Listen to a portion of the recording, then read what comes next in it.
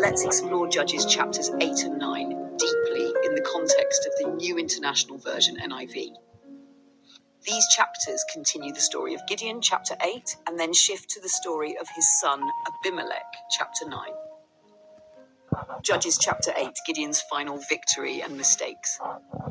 Summary. 1. Conflict with the Ephraimites, v1-3. The Ephraimites are upset they weren't called to fight earlier. Gideon responds with humility and diplomacy, avoiding conflict. 2. Pursuit of the kings, v4-21. Gideon and his 300 men are tired but continue pursuing Zebah and Zalmunna, kings of Midian.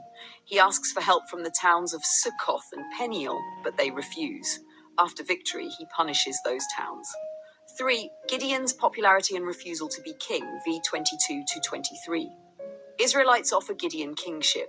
Gideon refuses, saying, "The Lord will rule over you." 4. Gideon's mistake, the ephod, v24-27. He makes a gold ephod a priestly garment, which becomes an idol and leads Israel into spiritual unfaithfulness. 5. Gideon's legacy, v35. Peace for 40 years.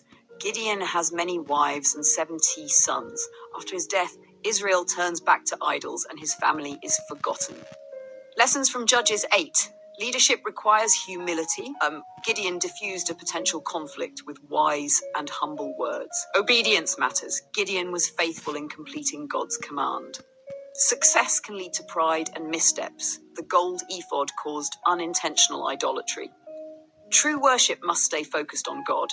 Even a good leader can lead people astray if they lose spiritual focus. People easily forget. After Gideon died, Israel quickly forgot God's help and Gideon's leadership.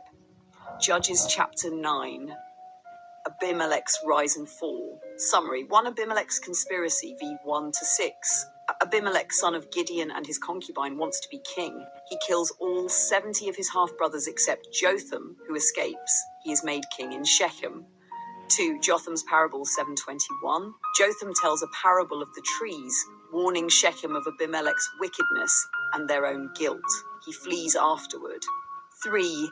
Trouble between Abimelech and Shechem, 2:57. After 3 years, God sends a spirit of division. The people of Shechem turn against Abimelech. Abimelech destroys Shechem and burns a tower full of people. Later, while attacking another city, a woman drops a millstone on his head. He asks his servant to kill him, so people won't say he was killed by a woman. Lessons from Judges 9. Power gained by evil will not last.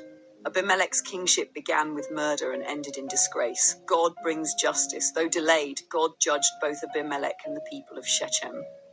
Jotham's parable teaches discernment. True leaders are like trees that serve others, not seek power. Pride and revenge destroy.